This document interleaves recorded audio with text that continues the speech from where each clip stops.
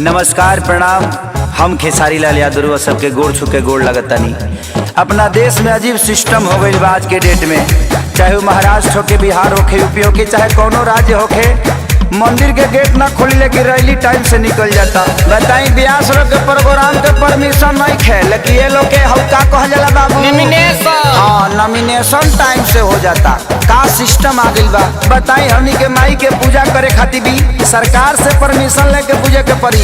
अब बताई कि खिसियाई कि ना खिसियाई करे देवी की तो पंडाल ने खस लागे दे तो खिसियाई ना होई है कन्फ्यूज माई देखी के इंदरा संग मतिया बमराइल जे बैठल प्रशासन। दबी मैया जिंदाबाद जिंदाबाद जिंदाबाद होई है कन्फ्यूज माई देखी के इंदरा संग मतिया बमराइल जे बैठल प्रशासन।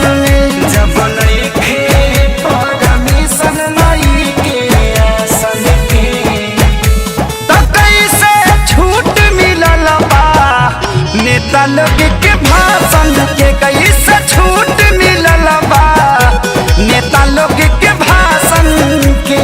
दबी मैया जिंदाबाद जिंदाबाद जिंदाबाद अरे भैया जिंदाबाद जिंदाबाद जिंदाबाद। अड़हुल फुलवा कहाँ चढ़ेगा लाल चुनरी कहाँ चढ़ेगा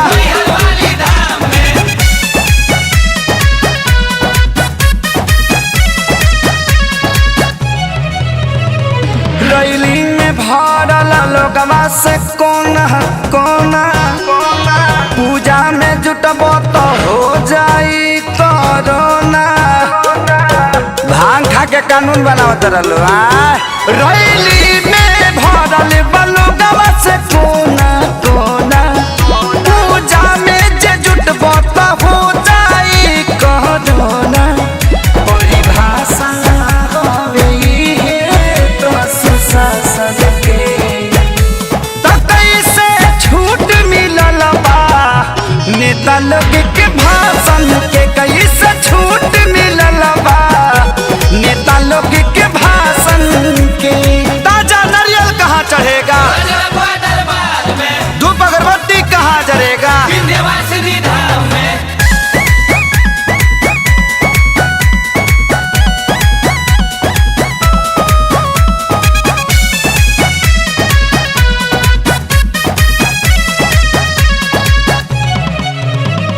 सोनू विकास बाना से पलो गवा लागल यादव राज कुंदन सरकार भइल बा पागल। सोनू विकास बाना से पलो गवा लागल यादव राज कुंदन सरकार भइल बा पागल। भइल दुनिया बाके सारी